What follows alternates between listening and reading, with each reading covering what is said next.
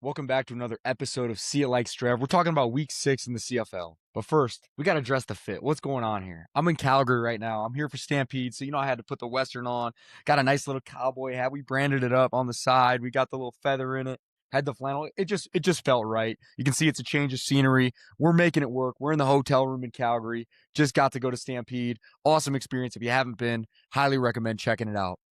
Let's talk about week 6. Let's get into it. This is the time of year when things start to get real. You see these teams starting to separate within divisions, and we're a third of the way through the season right now. So you're starting to see some of these things come into play that become very important throughout a CFL season, particularly depth. You're seeing several teams have to turn to backup quarterbacks, turn to backups at other positions. And what separates teams as we get deeper and deeper into the season is having depth, specifically at a very important position like quarterbacks. Let's kind of get into the games this week and we can get into it. First game of the week, we had Ottawa at Edmonton. Edmonton ends up winning 40-17. We all know what's going on with Ottawa right now, but let's talk about Edmonton first. Justin Rankin still positioning himself as potential MOP favorite a third of the way through the season. He goes for 107 yards and 3 touchdowns. And look, Edmonton's offense runs through him. We've seen it. The only game they lost was to BC, and BC was able to slow down Justin Rankin on the ground. I think he only had 19 yards rushing in that game. If you're going to let Rankin run for over 100 yards, you're not going to have a chance against Edmonton. You got to stop the run.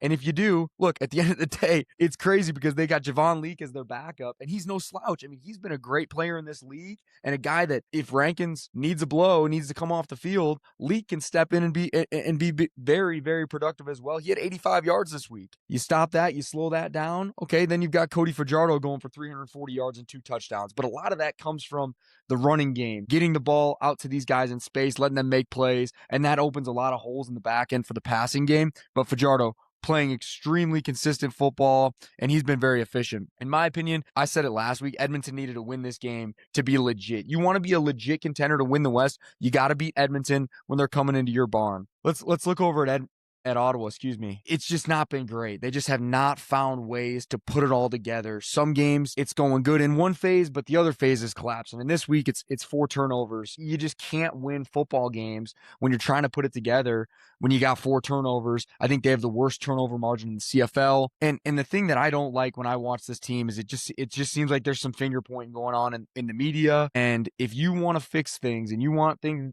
to not spiral out of control, you got to fix these things internally. You got to do some looking in the mirror, and that goes for everybody involved. So Ottawa sitting at 0-5, backs against the wall. They really got to find a way to make this happen. They ended up taking Jake Mayer out at the end of last game, putting McLeod Bethel-Thompson in. Again, I've been standing on the table saying that quarterback's not the issue, that they don't really have much of a run game. Their defense has gotten takeaways in certain games, but they just, again, have not put a full 3-phase football game together. So you turn to McLeod, maybe they let him roll this week, but at the end of the day, there's bigger problems there than just the quarterback position. Now, at the end of the day, you do have to protect the ball. You can't throw multiple interceptions, and I know Jake Mayer would be the first person to say that, but McLeod, maybe he's able to give him a spark, but they're going to need some other pieces to come together if they're going to want to get a win this week. The next game we had was Toronto going to Winnipeg in one of those weird home games for Toronto, but they're on the road. Winnipeg ends up pulling it out 30-21.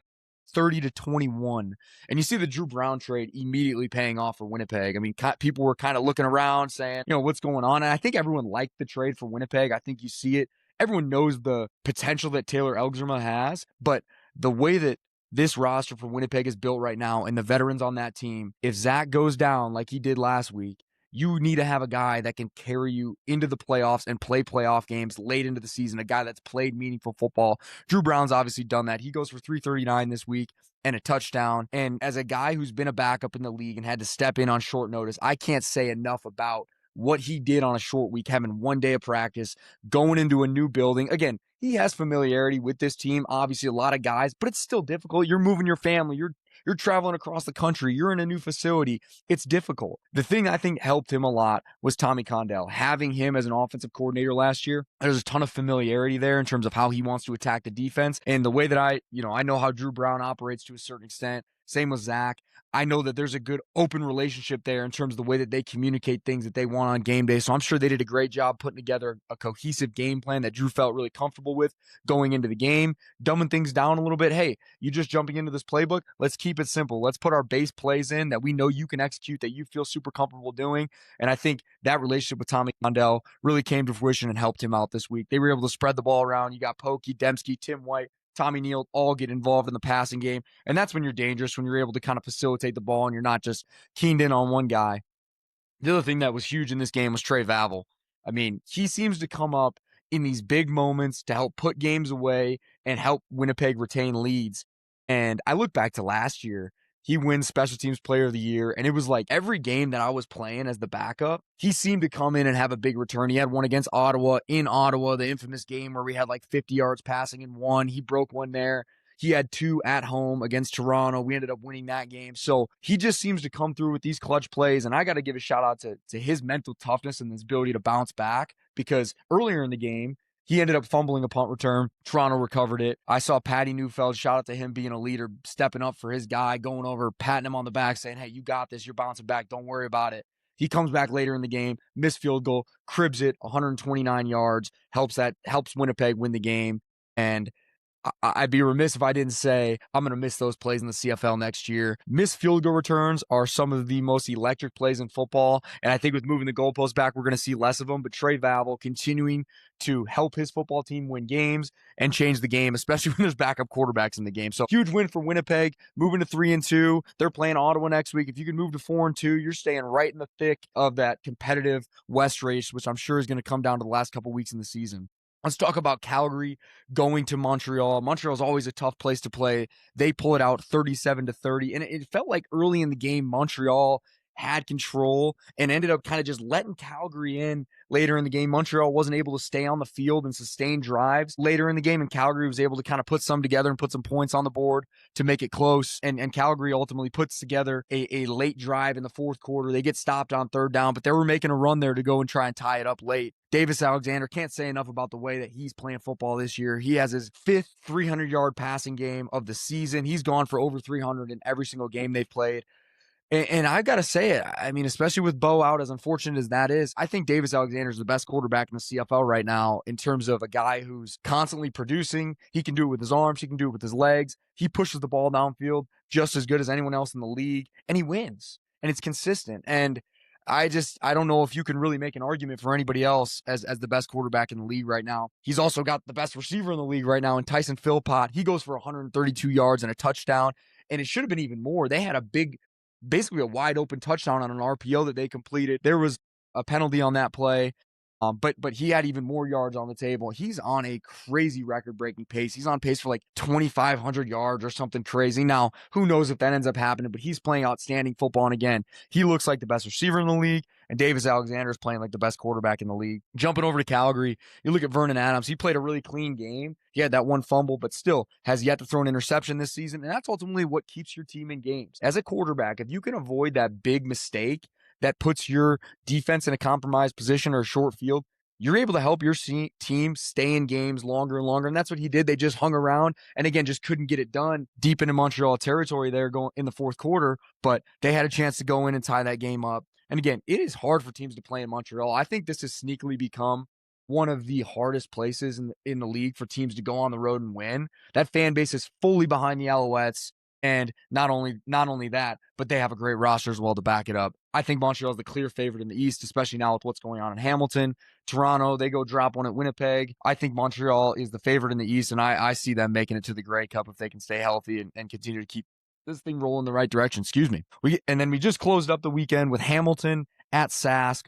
Blowout win for Sask, 38-7, and Hamilton decides to start Jake Dolegala. Some of the things I like about Doley, haven't been around him before, he's got a strong pocket presence, he's got a big arm, and he can move better than people think. For a guy that's 6'7", a lot of times those guys are pretty stationary in the pocket. He had a couple good scrambles in the game tonight that helped extend drives for them, and obviously he's got a big arm to be able to push the ball down the field. But Sask controlled this game.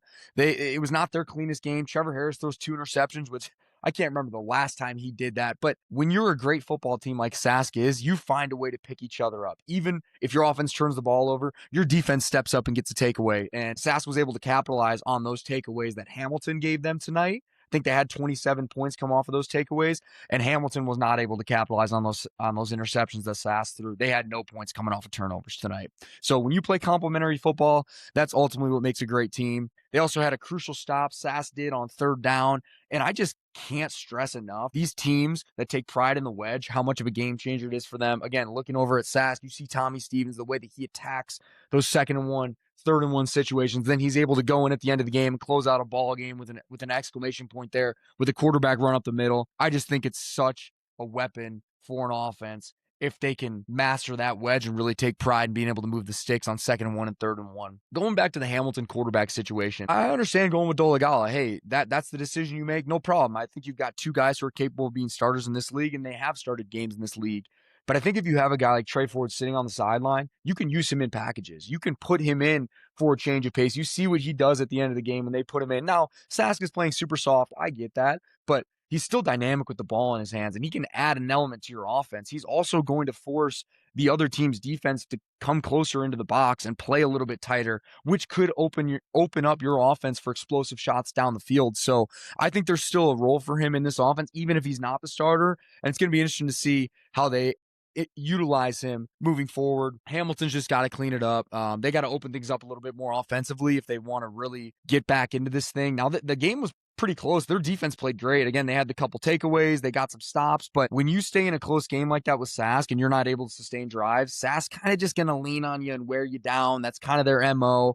And that's what they ended up doing. And that's how the score ended up what it was. Hamilton's O-line didn't play great either. I think Sask's D-line is pretty strong. They play with a lot of effort up front, and they're pretty relentless. And I think if you have a backup quarterback in the pocket and he's getting hit quite a bit, that's never easy as a backup quarterback either. So it's going to be interesting to see how Hamilton adjusts here. Do they roll with Dolegala, give him another week? I think you do. You've made that decision, so let's give him another week. If you do that, okay, let's put Trey Ford out there. Let's give him a little package of plays. That way, if we have to play him, he's got some more reps under his belt. He's a little bit warm and has things rolling for him. So let's see what happens there. Hamilton might be a team that's in the market to trade for a guy coming into the trade deadline later on in the season as well, depending on how things are going. So that's something to keep our eye on as things start to shake up and backups start to play a little bit more, potentially some trades going down, specifically with Hamilton, who's proven that they have all the other pieces in place to be a contender down the stretch. All that being said, let's get into the See It award. It was his first start of the season. He came off of 1 day of practice,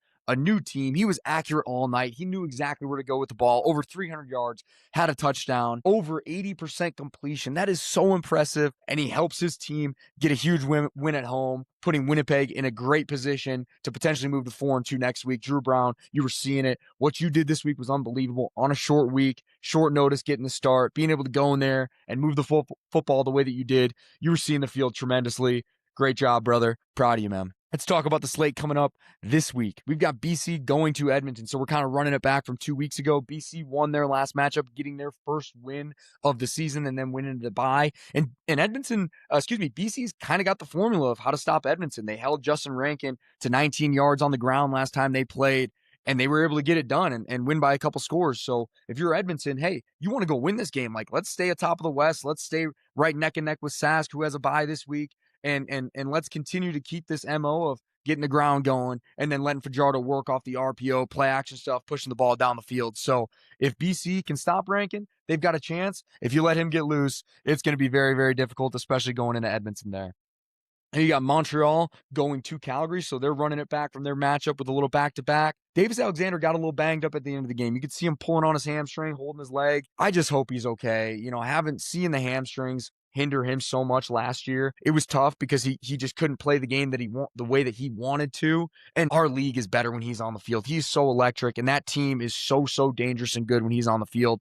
It's obviously going to change things if he's not able to be out there, but they do have Dustin Crum, who has been able to go in and give teams sparks throughout his career. He's dynamic with his legs and is going to be able to bring an element to this offense with his legs. And from what I know, he's a very, very smart player too. So I feel like if he has to play, they'll still be in a good position. But going to Calgary, the way that Vernon Adams is protecting the football, now I know he had the fumble this week, but he still hasn't thrown an interception. I think if Davis is down and you got to go into Calgary, I like Calgary winning that game, but I do think that Montreal, if Davis can play, that they are still the number 1 or 2 best team in the league. Following that, we got another game on Saturday. You got Toronto going to Hamilton. Again, we just talked at length about it. Hamilton's trying to figure out what they're doing at quarterback. Do you roll with Doley, give him another week? Do you go with Trey Ford? Do you start to look at the trade market? So it's going to be interesting to see what happens there. And again, their defense played pretty good this week. They got a couple takeaways, kept them in the game down the stretch, but you just let Sask lean on you. It's going to be tough. You look over at the other side of the ball, Toronto, such an explosive offense with their receiving core. Chad Kelly seems to consistently be throwing for 300 plus a game.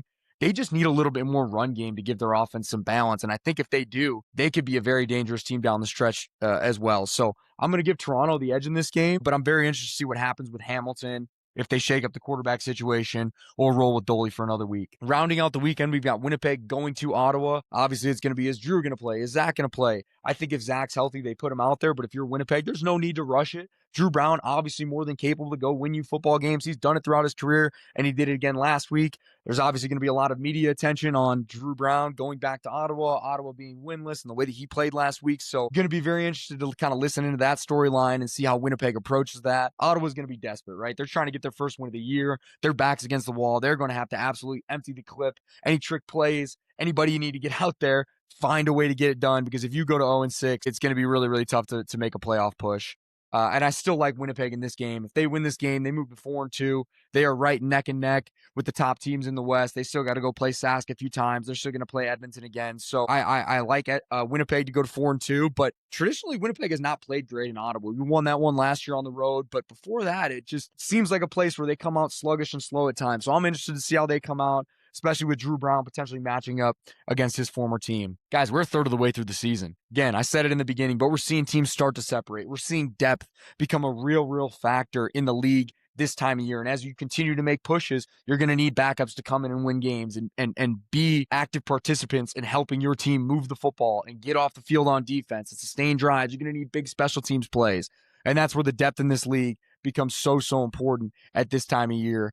And next week's matchups are going to give us even more clarity as to, okay, where are these teams landing when it comes to these divisional matchups. I think the East is starting to separate, especially with Hamilton. Obviously, Ottawa, Toronto, they got to find a little balance. Montreal is clearly at the top, but the West is going to be crowded. I look at those teams, I look at all five, and I think all five of those teams are playoff caliber teams. So I'm excited to kind of see how things continue to shake out, especially with some of these back-to-back games. Guys, I appreciate you tuning in week and week out. This is growing. This channel is growing. It's energizing for me. I hope you're enjoying the content. If there's anything you guys want to see from me, please shoot me a message. You guys see how active I am on all social media platforms. But if you like what we're doing here, we See It Like Strev, like, comment, subscribes. We got another very exciting guest coming up this week that I can't wait to share with you. But if you guys want to see other guests, let me know. I'll reach out to them and try to get them on. As always, guys, I appreciate your support. And that's how you See It Like Strev.